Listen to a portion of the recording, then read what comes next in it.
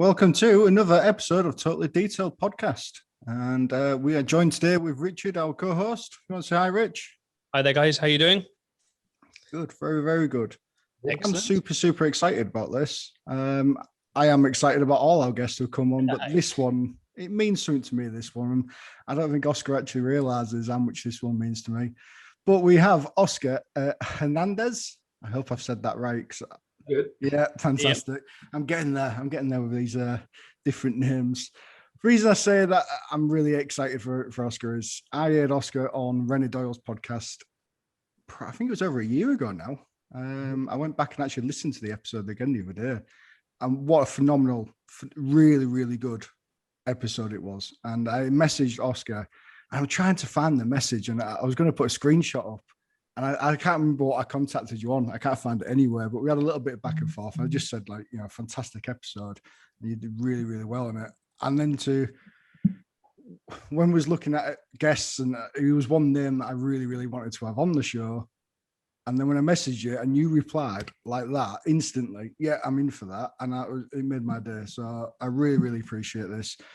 And for anyone who doesn't know, Oscar's over in California. It's early over there. It's 11:30. He's stopped his day to do this with us. So we really, really appreciate it. But it does mean a lot to me, does this, Oscar?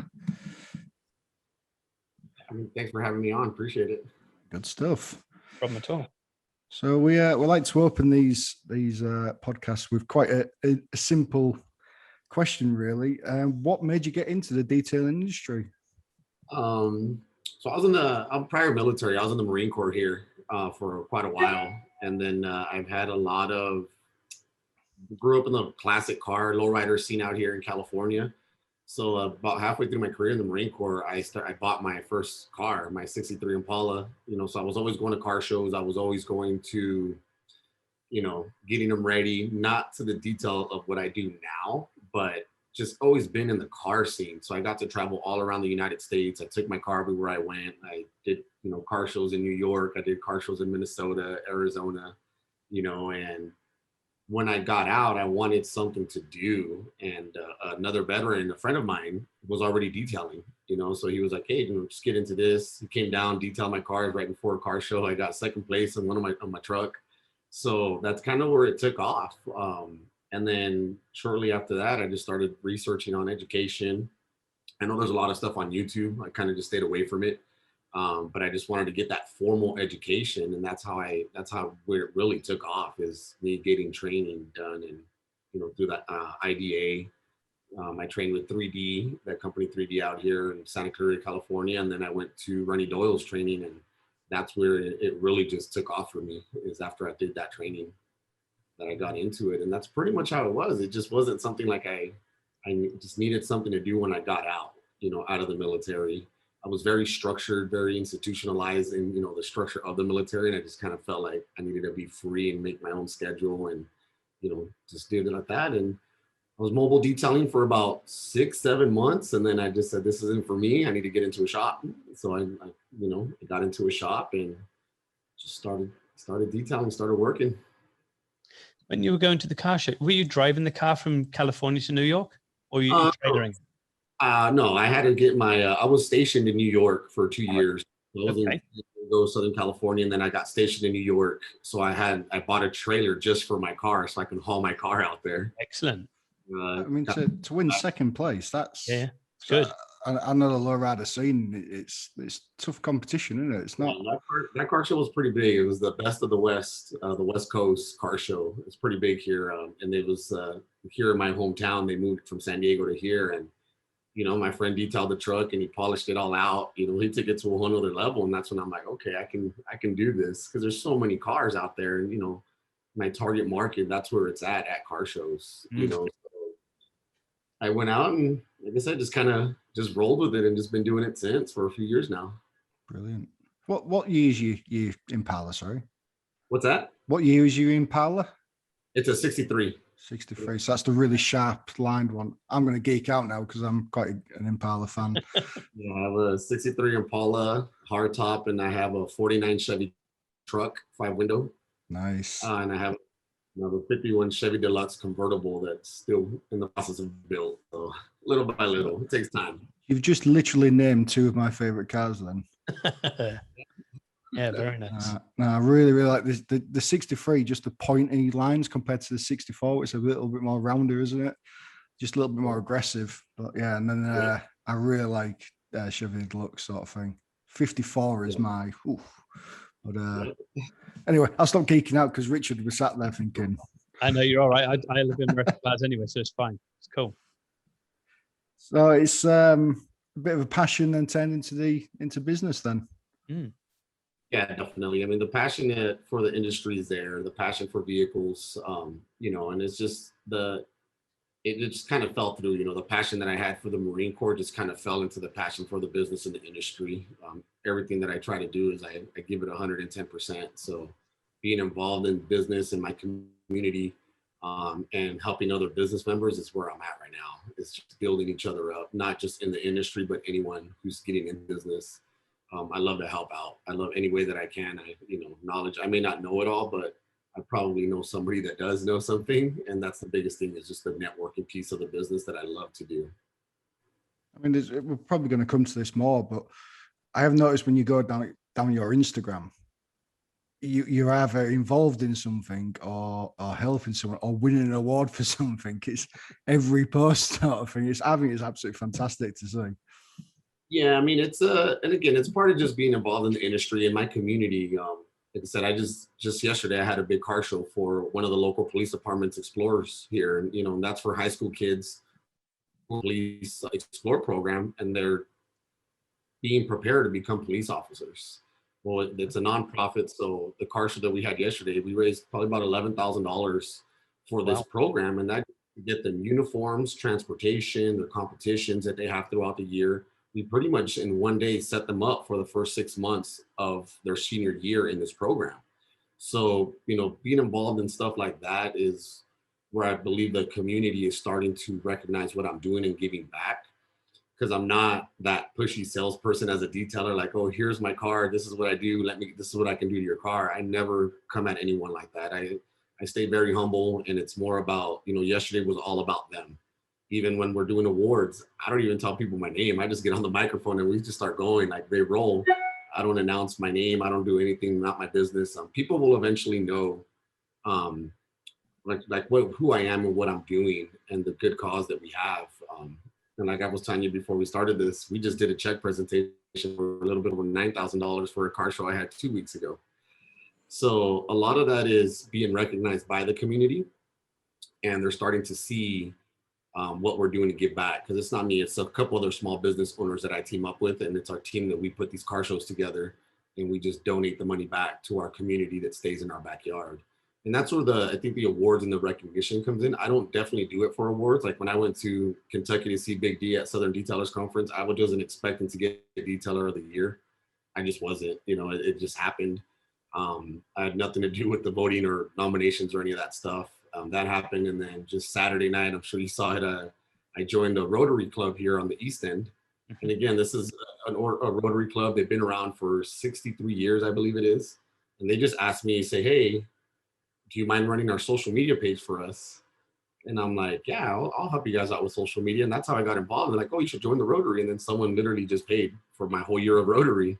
But since I joined them, I put them on the map as far as social media. And then they're like, hey, you're like Rookie of the Year because you've done so much in the time that you've been with us, and that's where that came about. But again, I had no intentions. I didn't even know that Rotary had awards. I just knew that I showed up on Saturday to take pictures for social media, and I'm making the post today. So, and it really just, I think it just follows, when you do good, you see good. And that really just follows when you have good business ethics and your heart's in the right place. I think that people will recognize that for who you are and not really what you're trying to do. Because I don't go out to any of these car shows or anything and handing out my cards. I just do it to give back to my community.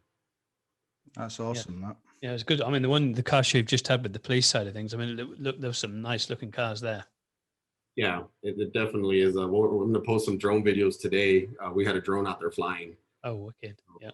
We'll be able to post some stuff out there today about that. That'll be good. Yeah, because I was looking through the pictures and there was certainly some nice cars there, that's for sure. Yeah.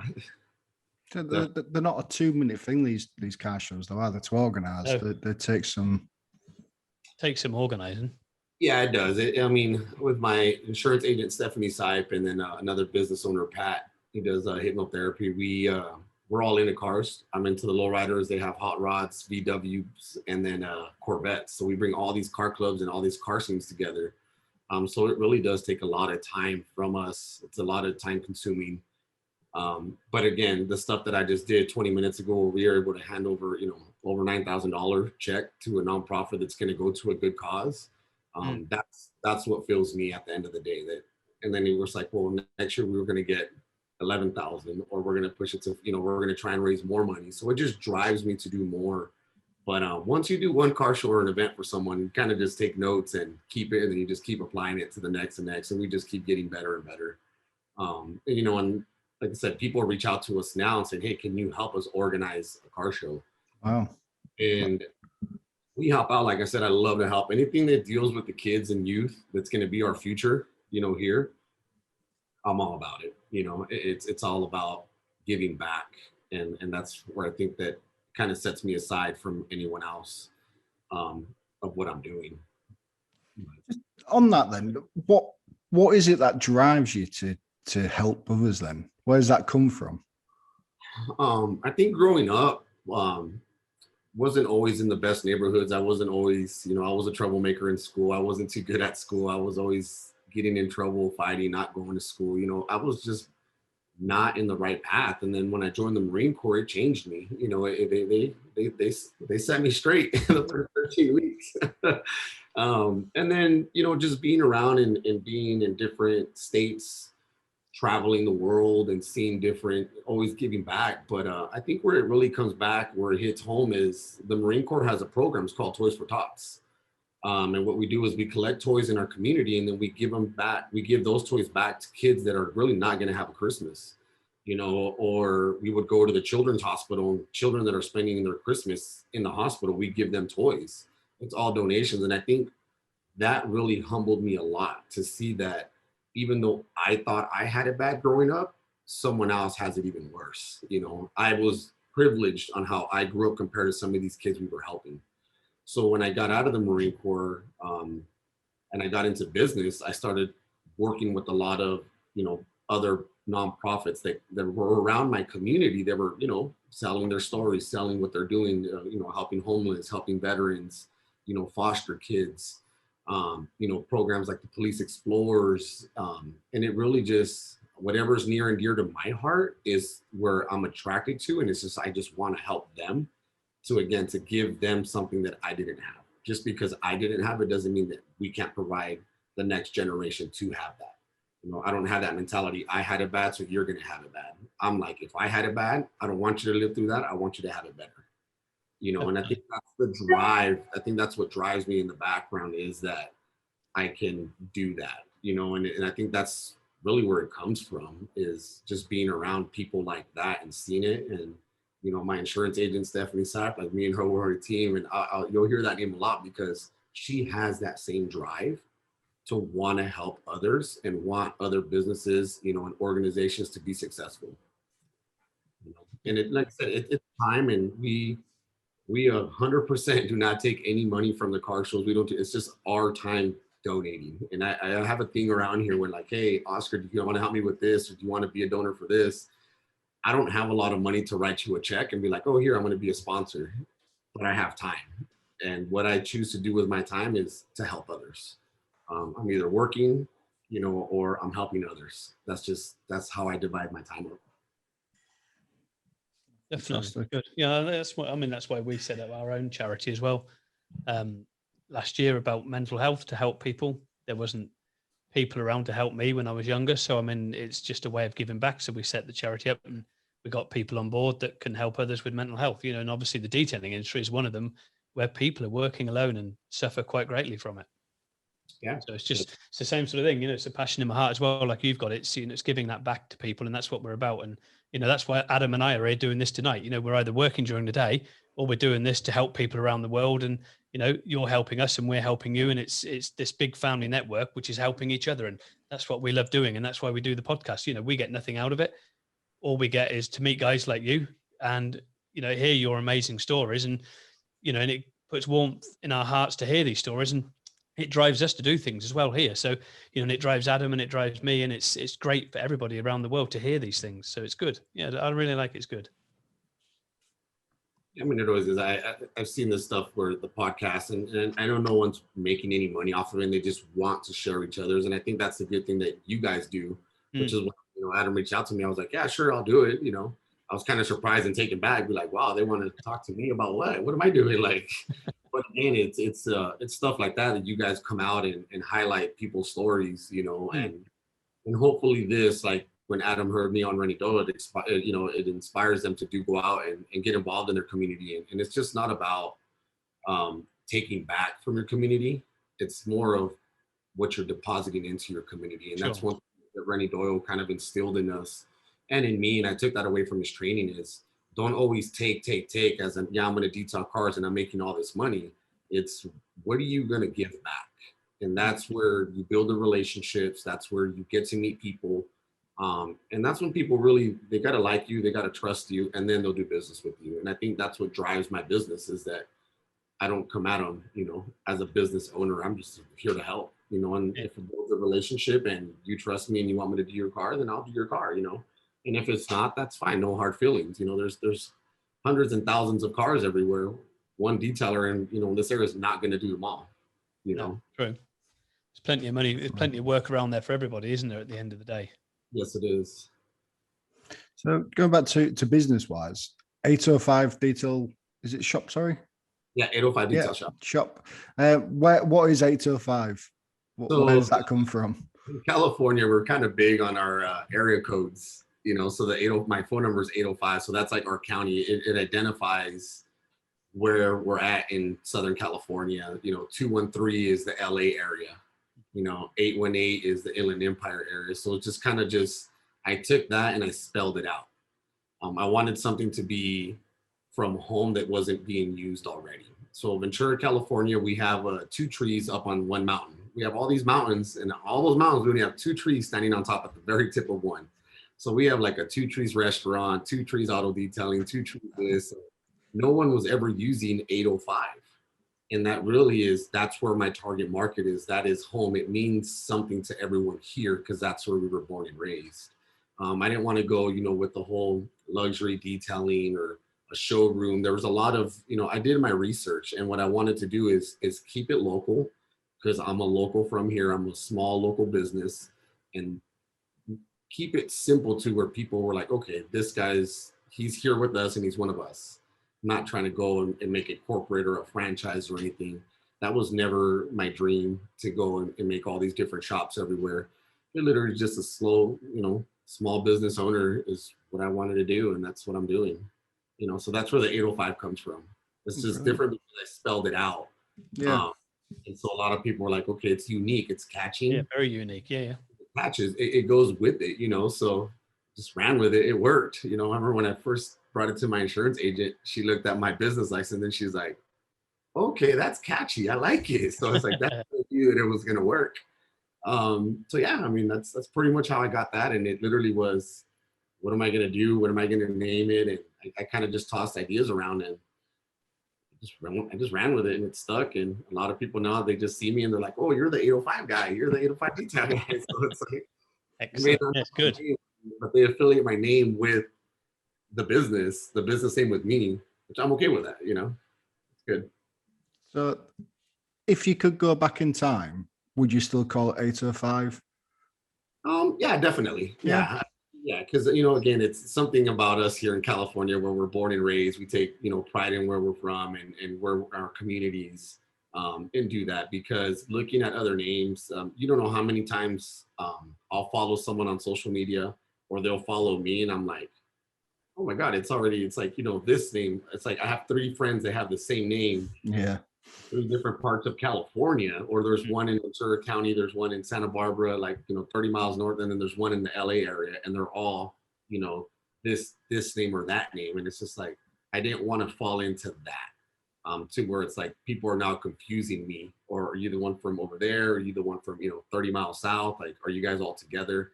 Because I think being unique when you start a business, having that unique name that's going to set you aside from everyone is it means a lot and it goes a long way.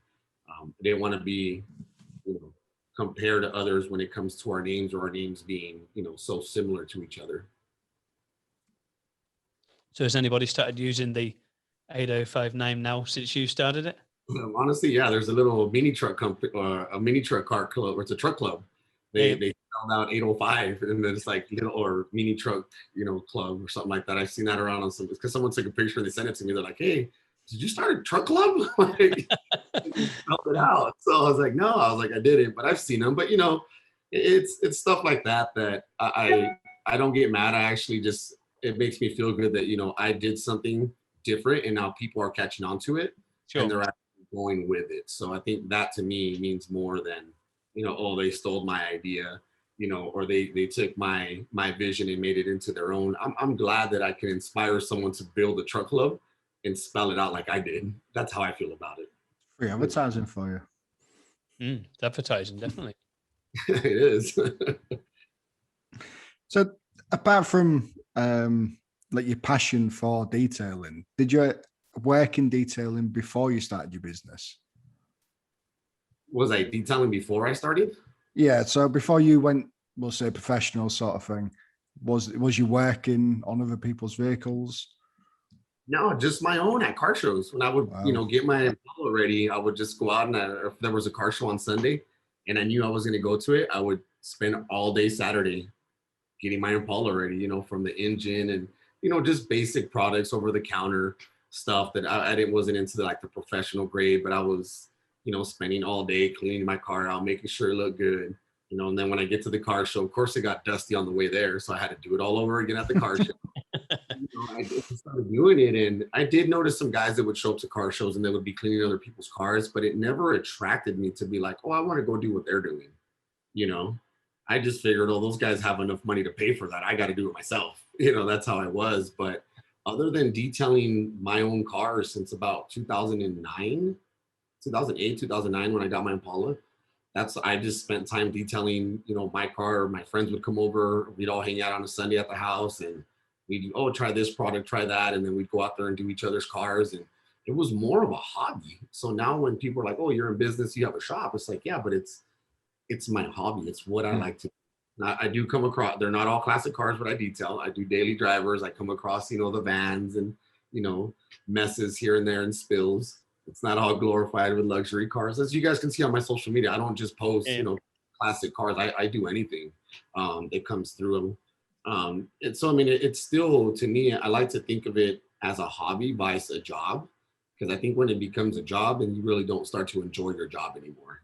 I'm going to kind of relate it to your guys' podcast. You guys love to do this. Yeah. You don't feel like it's a job or it's time consuming. So you love to do it, and you guys are great at it. So that's what it becomes, and I tell people that, I never want to treat my business as a job, because I think once I start calling it's my job, that's when I know that I'm not liking it or enjoying it anymore. Exactly. Yep. Yeah. You've got to love what you do, or else it's not worth doing it. Like you say, it's got to be a passion, hasn't it, at the end of the day? So obviously winning the, your car coming second, did you say originally, was is that what actually made you turn it, your hobby into the detailing business and become a sort of a bigger hobby in a shop? Yeah, that's what my friend had came down, and I was already transitioning out of the military, and he came down and worked on my Impala and my truck. And, taking that, I saw him put in a couple hours on the paint and polishing, and I'm like, what are you doing? Like, I've never even done this before. So just wait till we take it out tomorrow in the sun. Like, we were working pretty much all night.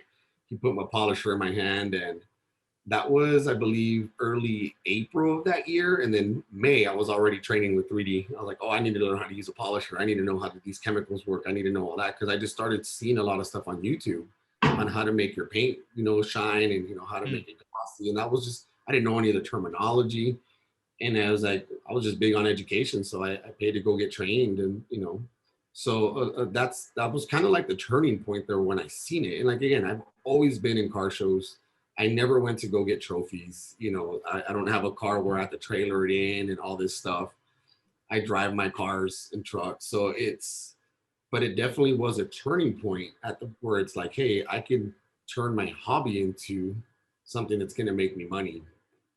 And that's just kind of where it went, and it took off, That May I trained with 3D. December I joined the IDA. The following February I was training with Rennie Doyle. And then just kind of from there, it just kind of escalated all out to where I'm at now. Very fast paced then at the beginning. It took off. It was pretty fast for me to be able and then get into a shop in the same year. That was a lot of people were like, "What are you doing?" And I'm like, "I can do it. I will work days a week, 12 hours a day, but I'm gonna make rent." you know. Yep.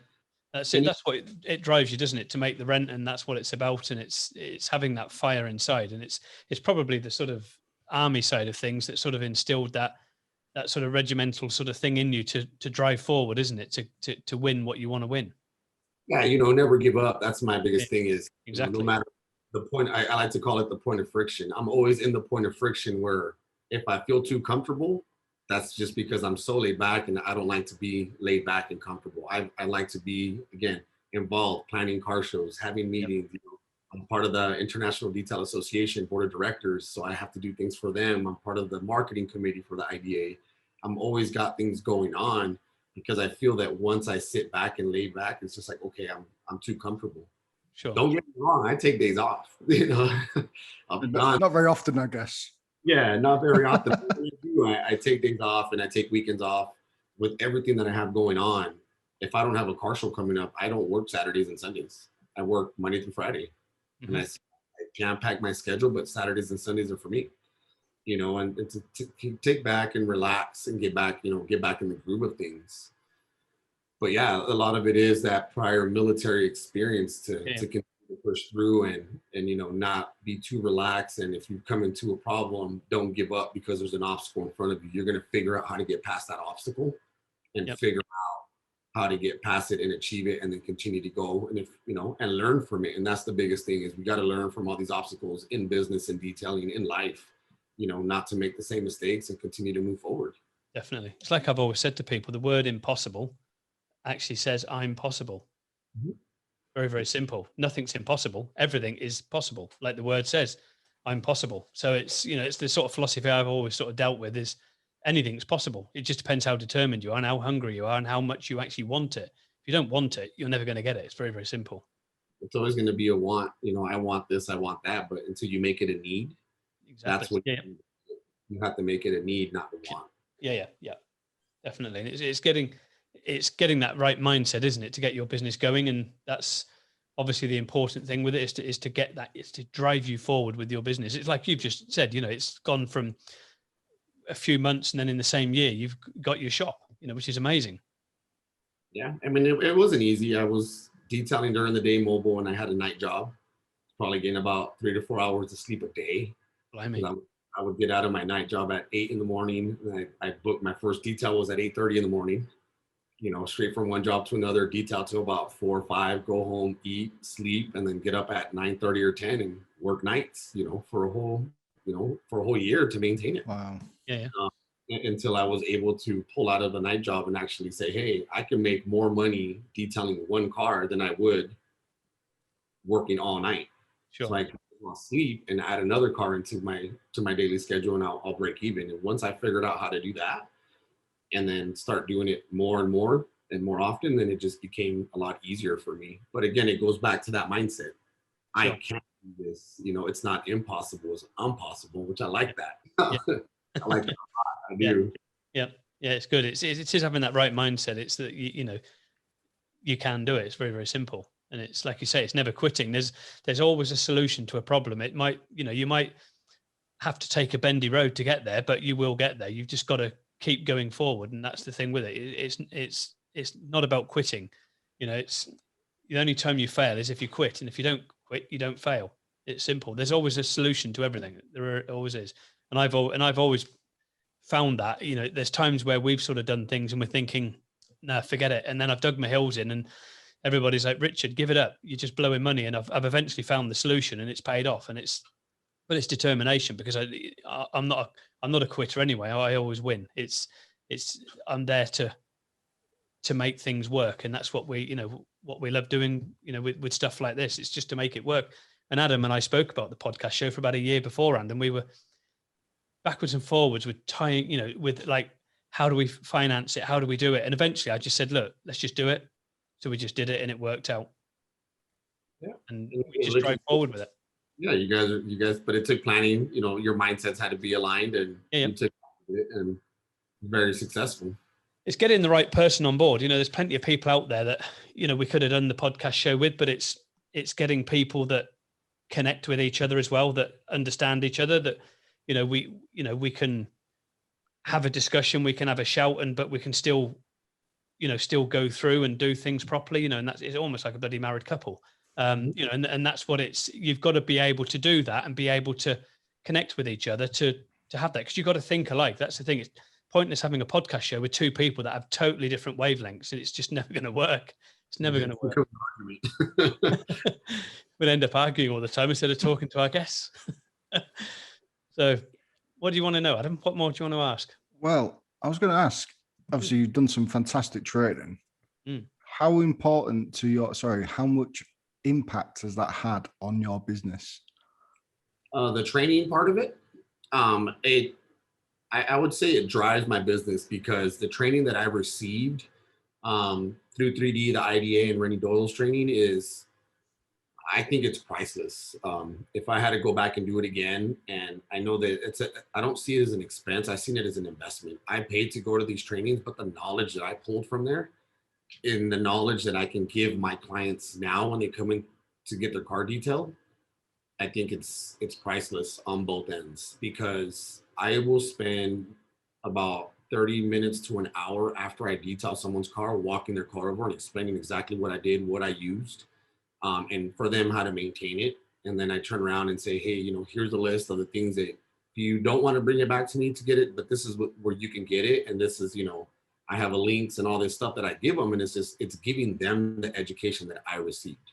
And I think that's what drives my clients to continue to come back, because they've told me that, like, you explain it so well, I'm not going to go buy all this stuff and I'm not going to do it. We're just going to bring it to you because you already know how to do it, you know? And it's a win-win situation.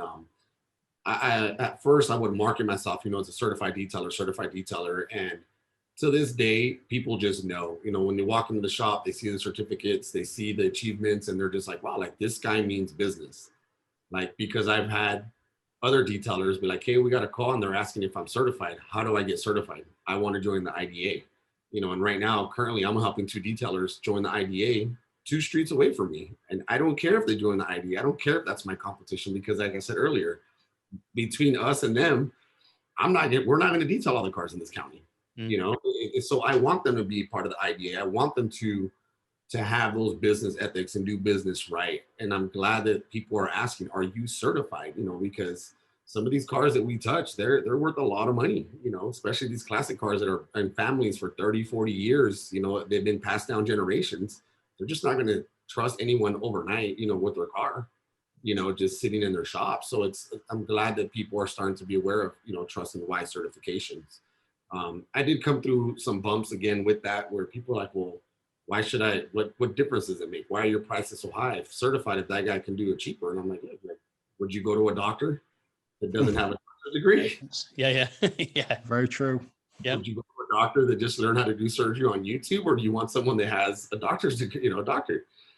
And they were like, well, now that you put it that way. And I was like, everyone has an industry. Everyone has, you know, a place in business. Just because I detail cars doesn't put me at a lower level than someone that doesn't detail cars, or, you know, they see me as a car wash guy, or, you know, I can go to a gas station here and put it in a tunnel for $30 and it's going to come out. Okay, that's what you want, then, you know, that's what you do. And even at that, I'll educate them on what that's going to happen if they start putting their cars through tunnels, and explain to them, you know, how the clear coat works and the swirls and all this stuff. And the education to me has been very, very important, where it's like I never stop learning. There's always continuing education. I'm still part of Rennie Doyle's the Detail Mafia, where we do, you know, 2 webinars a week on detailing, you know, with some heavy hitters in the industry that he brings in. And it's just like, they're just teaching us different things, different techniques, learning from each other's mistakes. You know, what are we doing? What are we not doing? And it's just not the detailing aspect of it. It's also the business side of it. The, you know, the marketing side, the social media. Someone always knows something, and that's what I think I came into this industry at a right time because I heard back in the day, no one really just got along. Everybody was just keeping all the secrets. Now we just share all this stuff. Like people hit me up all the time saying, "Hey, Oscar from the East Coast, someone from South Carolina sent me." She goes, "Hey, I saw you do car shows. Like, how do you do it? I want to do something here."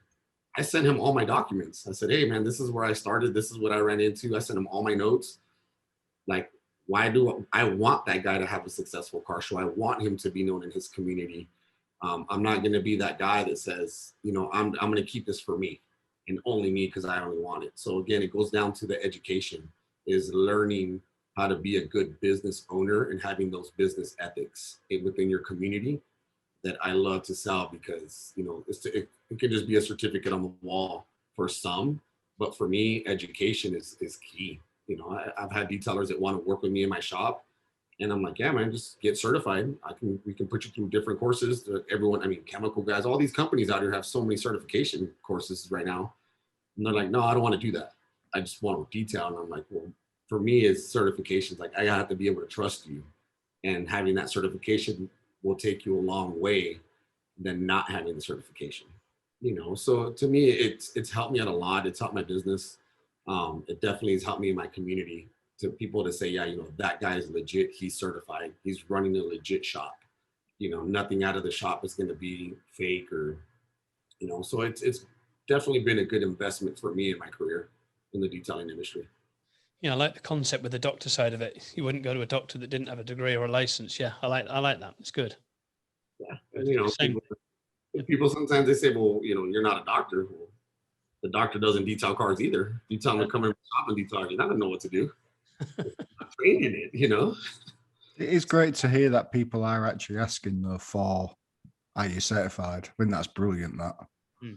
Yeah, it is, and we're trying to make it a big thing within the International Detail Association to have a website that our consumers can go and actually find a map where the certified detailers are at and whatnot. And I think it's big for our industry, and I think it's important for our industry, to not only be good detailers and train how to be a good detailer, but train them on insurance, train them on on business law. I had to take a few college courses while I was running my shop on how to do all that. Like, I had to take accounting classes because I needed to know how to do my books. I took business law, I took marketing, intro to business, all these classes so I can learn. And I love to share that knowledge with other detailers. I feel that it's important that and you have a right insurance agent, that how to do your books, that what's coming in and what's going out, instead of just working for cash. So yeah, education to me is everything when it comes to detailing.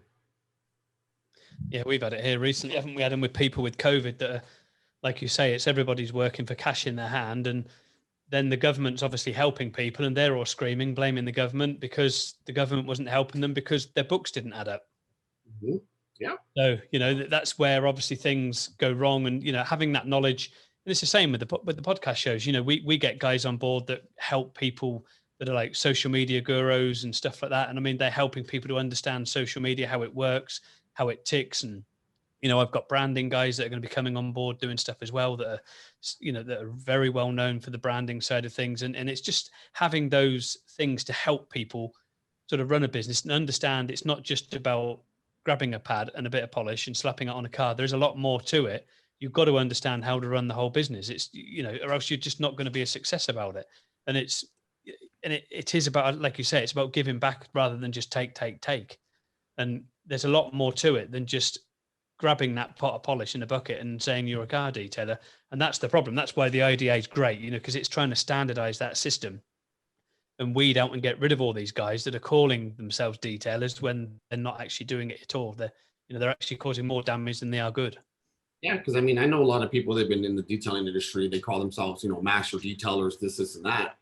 But during COVID, it showed that they couldn't survive. Why? Because their books didn't add up. They're just doing the cash in hand. They're doing, and it's, yeah, you're a master detailer. You're awesome. You can polish a car.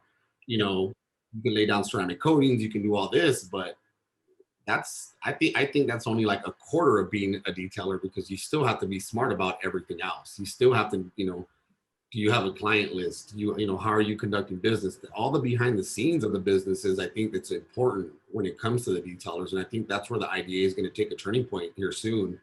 And start offering all of those classes to everyone, because being a good detailer is only, I think half the battle. Mm. It's the other half that you have to be good at, and that's the business. And that's, the guys that I see here that it's like they undercharge me all the time. I have my price point set, and they'll be like, well, I'll do it cheaper just to get the job. That's fine.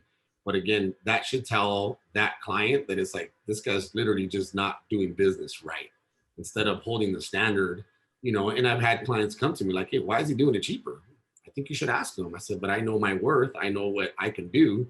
I've given you a quote. Like, I'm not going to lower my prices just because that guy's going to lower his prices. It just comes down to that. And eventually, 90% of the time, they'll end up coming back to the shop, to my shop, and be like, hey, we need you to do it. Because we found out that after we start asking questions, this guy doesn't know how to answer them. And it's just a simple thing that comes with business, is knowing, I'll go back to, I had a fire not in my shop, but in the building on April 2nd. My neighbor's shop burned down, and I was smoked out. I couldn't work for 3.5 weeks. I couldn't go in. The fire department in the city shut my building. They put a lock and said, you can't go in until we figure everything out, what happened, investigation. And I called my insurance agent. She's like, hey, don't worry, your policy, you're protected. You pay, because it's a fire, like, we're going to continue to pay you out. I started talking to claims, and they said, well, we need 3 months books of your square reports. We need, last year's books. We need your taxes. We need all this. Within 15 minutes, they had it all. And they were like, wow, like, you can, yeah, it's all on my phone. I can provide all of this stuff that you need, like my taxes, what did I make the week before? What did I make 3 months before? What did I make this time last year? And they combined all that stuff. And then they paid me out weekly based on my history of the shop. So a lot of it is, if that happens, people are like, I'm just out of work. I've seen it on social media for way too long. Someone posted on one of the forums, said, oh, make sure you at least have 3 months in the bank. Because if something, like, he broke his leg, he's like, I broke my leg, haven't been able to work for 4 weeks. I have no income. And I'm like, you need insurance. That tells me right there that detailer did not have insurance. Yep. Because if he had insurance, he would be getting paid out while he's healing. And again, that goes to the business education, that goes to the training, that I think a lot of these companies that are training are going to start doing a turning point and start teaching business. We have to teach business to these detailers, not just how to polish a car, because what if I break my arm today and I can't polish a car? I think the industry is crying out for that side of things. Yeah, and I think that there's enough people in the industry right now that have that knowledge, that we just got to be able to put them on the right platforms to start teaching stuff. Is to start teaching and learning from each other's mistakes. The story that the whole fire thing, I shared that with our group with Rainey, and we had so many questions that I brought my insurance agent to do a webinar for all the detailers. Oh, brilliant. You know what I'm saying? People realize how important it is, like you say, to have that insurance. It's just one little thing like that wasn't even in your own shop, and you're covered. You've got your income. You had all the proof there. Easy as that. 15 minutes. You've secured your family's income at the end of the day, haven't you? And a lot of people don't realize they don't have these insurances. I mean, there's a lot of detailers out there that don't even have insurances for their own detailing business, let alone, as an income. And that's the scary part. And I don't mind paying a little bit extra a month for my insurance to have it, as long as I know it's covered, because at the end of the day, accidents happen. I was in my shop, fire started, I ran out, closed everything up. And then I didn't know that how I left my shop 3.5 weeks later, that's how they gave it back to me, still smelling like smoke. Had to go through the whole cleaning process, had to move out of that shop into a new shop. When I went into work that April 2nd, when I went into my shop, I didn't think that was going to happen. I wasn't ready for all that. And pretty much the whole month, I wasn't able to work because of that. So it definitely changed everything. But again, my experience, I believe that people can learn from, to be like, you know what, I need to get covered. What's an extra, couple $100 or, whatever it is in your location. Insurance is different everywhere. But, just say, what's $100 a month for insurance to cover me, to make sure that if I ever get hurt, if I get sick, if you get COVID and you can't work, you're now covered. You're covered. I know a lot of guys that got sick and couldn't work, and it's like their income just comes to a stop, and that's a scary feeling. Yeah. And again, I believe that that's where education, like you said, Adam, was how important it is. It goes back to that, is you have to cover all your bases. It's just not securing that, ceramic coating and, working on luxury cars. It's, what if something happens to that luxury car in your shop? Is your shop, do you have a bill big enough to cover it? Mhm. My insurance agent, she'll monitor my social media. She's like, hey, you're working on some pretty expensive car today. Should we up your insurance for the garage keepers up? And I'm like, yeah, please. And it's a click of a few buttons. And then I get the paper and I e-sign it. It goes right back. And it's like, I'm covered. Because if I have 2 or 3 cars in my shop, they're all classic cars. I can have, anywhere between $100,000 to $200,000 of vehicles in my shop. If we have an earthquake here in California and my ceiling falls down, I want to make sure those vehicles are covered. Absolutely. And not paying out of pocket, for them. Because we never know what's going to happen. Or simple as your neighbor has a fire and then they all get smoke damage.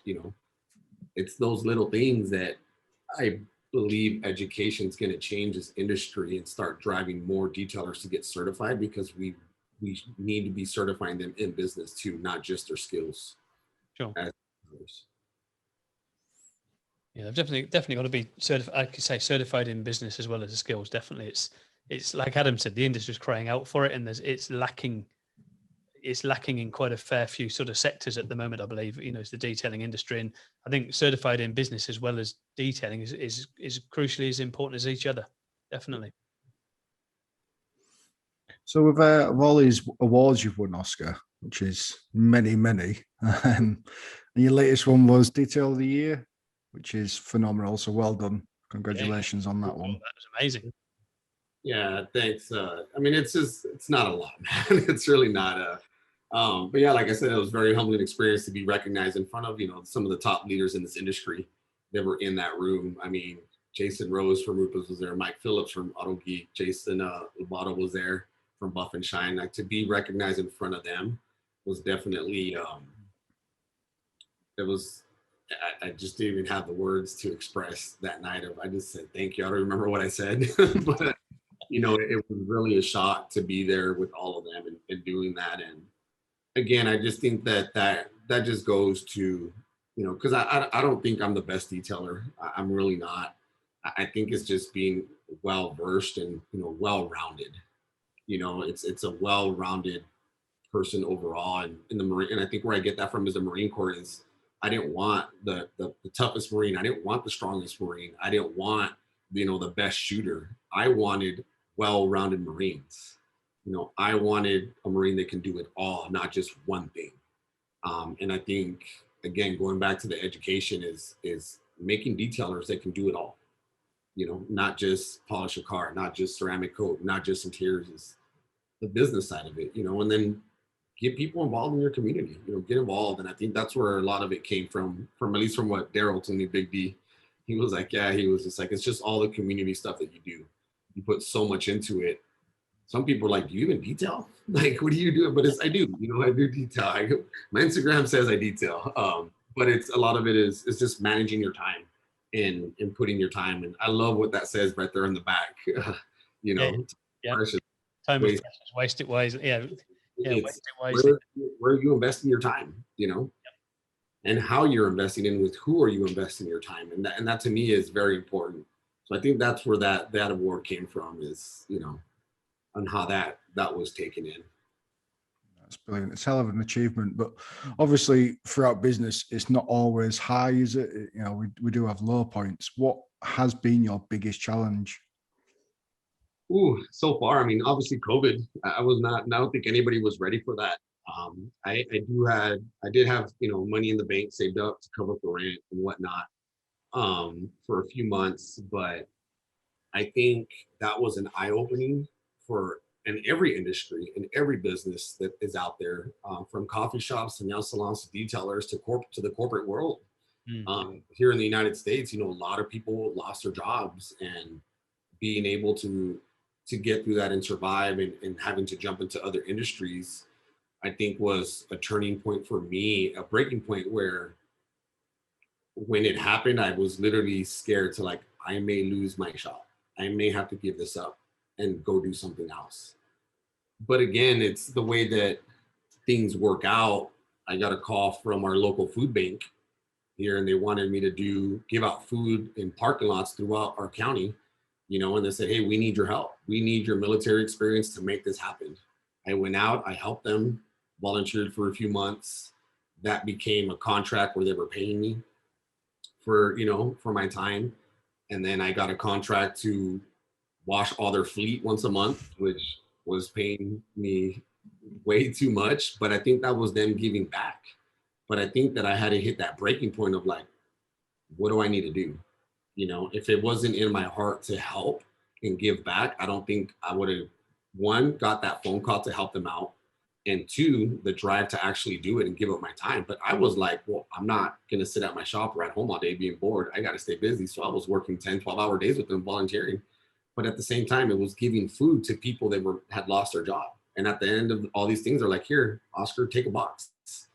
I'm good. No, they're like, no, here, if you need food, take it. It's okay. And it's just like everyone, I think that humbled me more and broke me down more, that I will forever be grateful to Food Share here in Ventura County for giving me that opportunity to help them and be a part of their team for a whole year. I think that's definitely something that we will never forget of what happened out here. But now I continue to do their fleet once a month, and I continue to have that relationship. I'm working on a car show for them in October. That's my next one coming up, that we're in the works of it. And we're not going to raise money. We just want people to donate cans. We want people to donate food so then we can give it and put it right back into our backyard to people that are struggling with food. That's something that I'm willing to give back my time and put effort, because they gave me the time, and the opportunity to help them out. So that's definitely been a breaking point for me in my business, where I literally was sitting in my shop thinking like, I'm going to lose this if this virus doesn't go away. And I'm thinking it's going to go away in 2 weeks. It's going to go away. Yep. And yet we're still dealing with the stuff, so it's definitely a breaking point in my business to this point, where I'm at now. Do you think it's a generation thing where some people in certain generations want to help people, and then other sort of age brackets, generations don't want to help? They sort of... I think it is in a certain aspect. I think it is. Yeah. Some generations are kind of like not into it. Others are. One thing they're doing here in California is when they're in high school, you have to give 60 hours in 4 years to donate your time. Otherwise, you're not going to graduate high school. And I think because it's teaching involved. And then these youths go to these, charity places to give their time. They may like it, and that's probably the line of work that they're going to get into. Yep. They may like what they're doing, and it's like now it just exposes them to give back. Now the backfire to that is that you have kids that don't want to help, and it seems like a chore, and like they're trying to get 60 hours in the last month of high school, or they're not going to graduate, and now they're being forced to do it. And I've also seen that we've had a lot of volunteers that went through Food Share that were in high school that had to do it. But I also met a lot of people, through like some of the corporate world, like Target and Bonds, like some of our retail stores, they have teams that they're also required to do volunteer service. 3 hours a month, you volunteer with somebody at an organization. And I love that the corporate world is making their people also volunteer, because then it exposes them to get out of that routine of being in the corporate world. Yeah. So I think it is something to do with generations, and I think everyone's doing their part to try to continue to push for this stuff. But I always tell people, if it's not near and dear to your heart, you're going to know. But when you find an organization that's near and dear, that hits home for you, you're going to want to get involved. For example, when I got out, the first thing I did was, I did the American Cancer Society. Helped out. I did two big events for them. Why? Because I've had family members that died of cancer. I'm involved in the Autism Society of Ventura, County. I have a nephew who's autistic, who's in the spectrum. We give back to them. I have a whole car show that we did in April called Autism Rocks that was donated to an autism organization. Explorers with the police department. That's our future law enforcement. Why would you not want to invest your time in that? They're there to protect us at the end of the day, just like you guys are. That's, obviously in the Marine or the Army, whatever it is, you're there. You're making our world safer for us, and that's one thing that, people need to remember. And it's, without what's gone on in the previous sort of wars and things, we wouldn't be here today. Right. So, yeah, I mean, it's all about just finding what you like and what you want to do, and then just giving back to them or getting involved with them, We could all do more. I know for definitely, I love my under, but I could definitely do more. Yeah, definitely. Yep. not you, me as well. Cheers, Rich. You're welcome, sir. So, California, what's that like for cleaning cars then? Are they quite strict on green stuff, or is it, you can just carry on as you are and do willy-nilly? No, there's some pretty strict laws here. I'm right by the beach. I live a mile away from the beach, and my shop's about 2.5 miles from the beach. Sounds So awful. the water restriction, yeah, it's awful here, awful. The water, it's about 80 degrees today. I wish I was at the beach this afternoon. The water restrictions are pretty strict. We've had a pretty big long drought here with no rain. So one thing that I went out and did is I got certified by the state of California to become a green business. So I'm a green certified business, because what I do is I was able to show them and prove to them that I can do waterless washes. I take simple products, 3D everyone has a waterless wash now. As long as the vehicle's not too bad, you can waterless wash a vehicle. There's certain ways you can do it without wasting a lot of water. So they came out and they did I got certified. It took about 6 months. They checked all my lights, how am I doing my marketing, to business cards, what am I using? So the state does have some strict laws, but if you know how to, again, with the knowledge and training, if you know what you're doing, you can actually get certified, and they actually pay for paid advertisement on Google for me. Wow. Because I'm certified through them, they give me money to advertise my website through them, which is a win-win. They advertise me for free.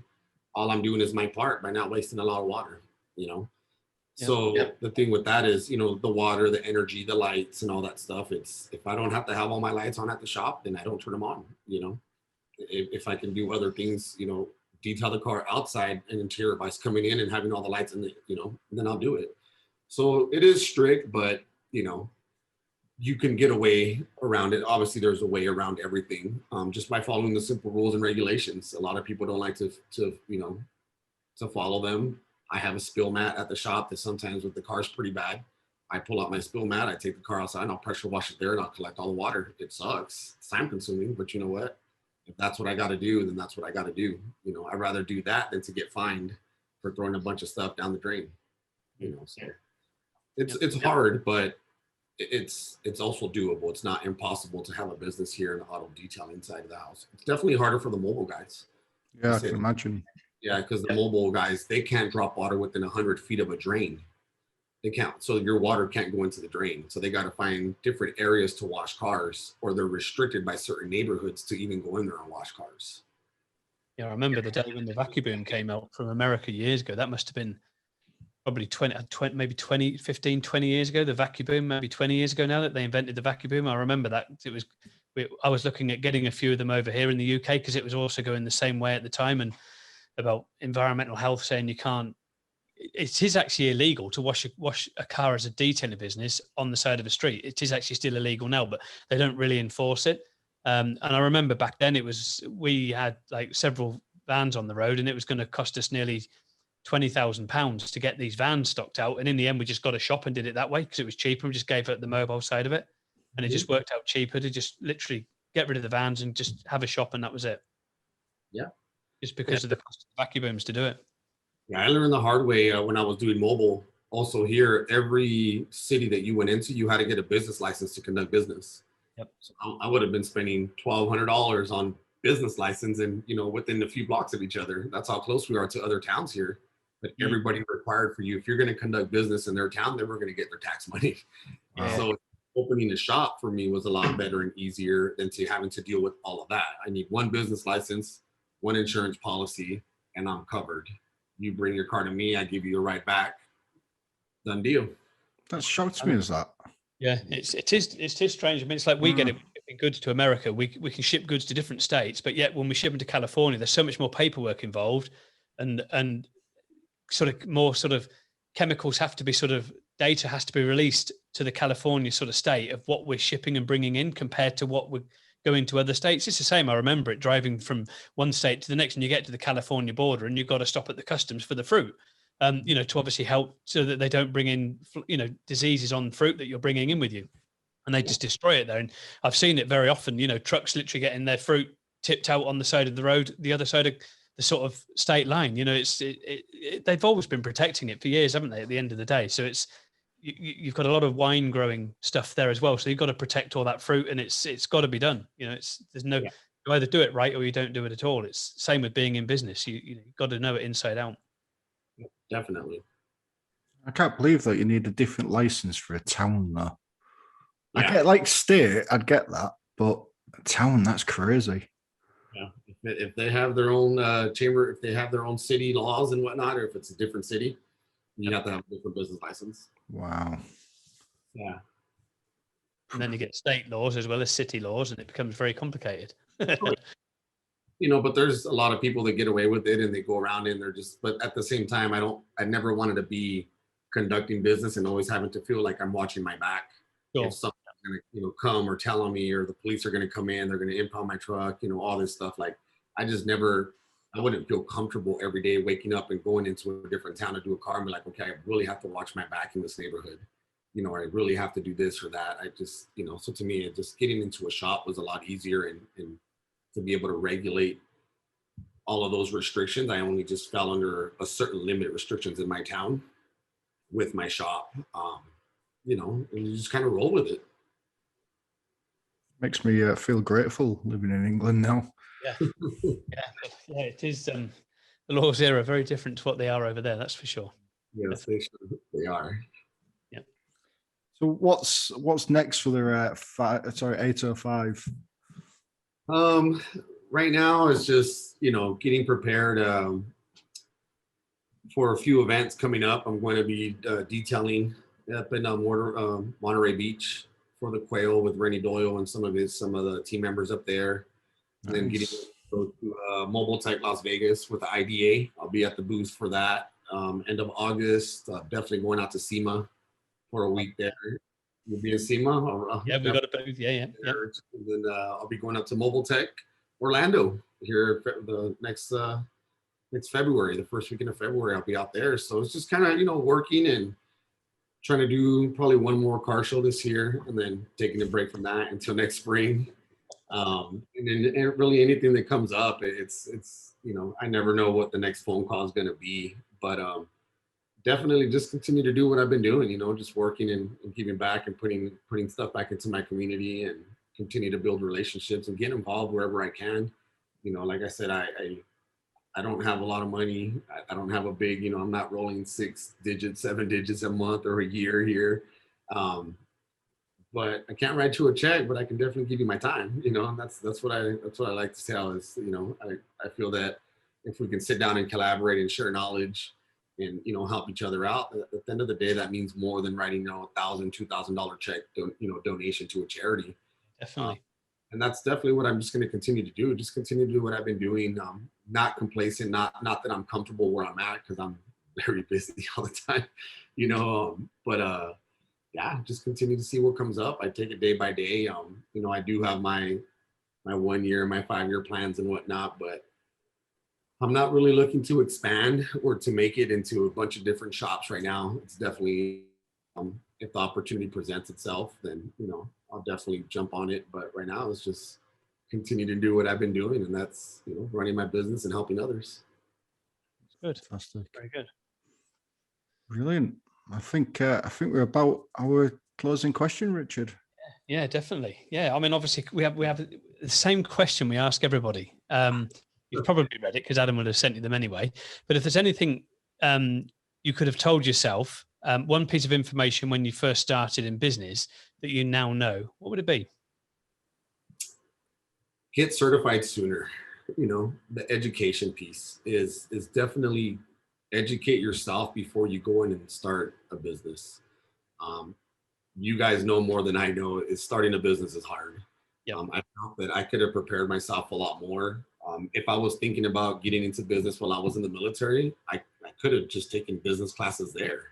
But instead, I thought I was going to go into like law enforcement, criminal justice, you know, and because of, you know, back problems, bad knees and broken bones, I couldn't do that. So when I got out, I went into business. So I felt that if I knew where I was going to be at, say 5 years ago today, I would have definitely focused more on education on business, you know, educating yourself, the ins and outs of business.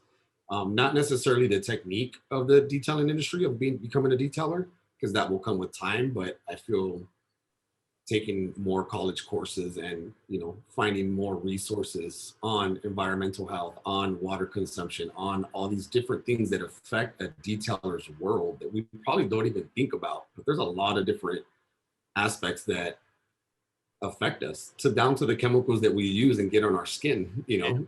The detailer's health as well. Yeah, definitely. Yeah, I mean, so I think that's something that I would have done a little bit sooner than later than what I did. Even though I pretty much did it in a fast track. I mean, I did 3 different training, one of them being the IDA, all within about 7 months of each other. I really hope I would have just done it sooner. So when I got started, I would have been wiser. Because when I started, it literally was just, oh, let me just watch YouTube and what my friend was doing, you know, and believing what they were telling me or seeing what other detailers were doing on social media and just trying to mimic them instead of actually going out and getting the resources on my own. Just on that then, I know we've just asked our closing question then. On the back of that, so when you started to what you're doing now, do you see a massive difference in like the techniques and the products you're using? Oh, definitely. Definitely a big, even the way that I purchase things. When I first started, I wanted the latest and greatest. And I learned very quick that this industry changes the latest and greatest products and tools every day. Even now. And so I don't go out, try to buy the best things now. I mean, I have all my equipment. I've invested a lot of money, but I've also learned how to save money when it comes to getting equipment and tools and products. You know, dilution ratios helps me a lot in my business because I'm just not wasting product. That's the simple things that we need to learn. And you know, so it does. It all comes back into a full circle of how I was when I first started to now, because I think I'm a smarter business owner when it comes to spending the business money and investing it back into it. I know what's going to make me money and what's not going to make me money. You know, I got products on the shelf right now that I haven't used in years. You know? And that's just the way it is, you know, because I thought, you know, I'm going to get it, I'm going to use this. You know, ceramic coatings around here, they're good, but you know, window ceramic coatings, we haven't had rain here in about months. So I can't sell a ceramic coating window here. You know, we get no snow and we get no rain, but I have a bunch of it on my shelf. Yeah. But if the opportunity presents itself, then I do it, you know. Then I'm ready for it. So definitely is the spending of money. Is when I first came into this, I wanted all the new stuff. I wanted all the brand new, you know, brushes, the buckets, you know, the great guards, the machines, and it gets expensive. You know, it really gets expensive. So that's definitely it right there from where I started to now. Excellent. So one other question, like Adam just did one there. What do you think is the next big change in the industry? Oh man, what's the next big change? Coatings definitely is taking the market right now. The graphene coatings is coming up. I see a lot of people coming up with that. But honestly, what I saw at SDC at the Southern Detailers Conference is this podcast. Yeah. I think I saw a lot of people that are going to start getting into the podcast and start highlighting and start doing more education through podcasts Sure. than what we are getting our traditional, you know, educations on these trainings that other companies provide. That's definitely what I saw at Southern Detailers Conference. There's definitely some guys that are going to be popping up on the podcast world here very soon. I'm not one of them. I'm not into the thing, but definitely I think I think it's a good thing, as long as it doesn't get too saturated where everyone's running a podcast at the same time and then you can't go and watch them all. I think that we don't need too many of them, but I think that's definitely. And then the other thing is what we talked about. I think that we're going to be driven this industry to make better business owners instead of better detailers. Yep. I think that's going to be the next change. And then, you guys being IDA, me being IDA, I think we're going to see a big change in that coming soon, because we need well-rounded detailers, not just good detailers. Mm-hmm. We need to have the business side of it. The public need to understand that it's not like you said at the beginning, you're not just a car wash guy. We are professional people at the end of the day. And there's a lot of people out there that do a job that probably get paid a hell of a lot more than what we do, and they're nowhere near as skilled as what we are. And it's a very skilled job of what we all do. And that's basically what it all boils down to. And it is that education at the end of the day with the IDA, the website and everything. So, and it is good. Definitely. Definitely. So all your social media links, Oscar, what are they? How do people get hold of you? What's your Instagram, Facebook, LinkedIn, anything? It's all the same. I mean, if you want to find me on Facebook, my personal page is Oscar Hernandez. Same thing on Instagram. But the business pages is 805 Detail Shop for Instagram and Facebook, and it's all spelled out, not numbers. You'll never find me on the numbers. Yep. Spelled out A_O_5, and then Detail Shop at the end. And yeah, you'll find me. Go out there on Instagram. Shoot me a message if you have anything. Is there any way I can help? Just let me know. So I tried to respond to all my messages within one day. If I don't, I'm sorry, but it happens. I stay busy. But yeah, I mean, just 805 Detail Shop. It's where it's at, on Instagram and Facebook, LinkedIn. It's Oscar Hernandez. I'm on there too. That's more on the professional side. I do have stuff out there for detailing, but a lot of it is just my community stuff that I'm dealing with other business leaders here within our community. Good. Excellent. So there we go, guys. That's me, Richard, and Adam. And that was Oscar Hernandez over in California. Now probably about, 12:30 maybe now. So Oscar's going to be no doubt ravenously hungry, wanting to get back into the shop and get some food and carry on with the rest of his day. And we really, really appreciate it. It's been a fantastic podcast today, and I've really enjoyed it. And I hope Adam has as well. And more than. And you might have won Detail of the Year, Oscar, but to me, you are the most humblest person I've ever talked to. Oh yeah, without a doubt. No, that should be your award. Yeah, definitely. Yeah, it's been absolutely fantastic, and it is, like Adam says, it's one of the most humble guys I've ever spoken to. Yeah, definitely, without a doubt.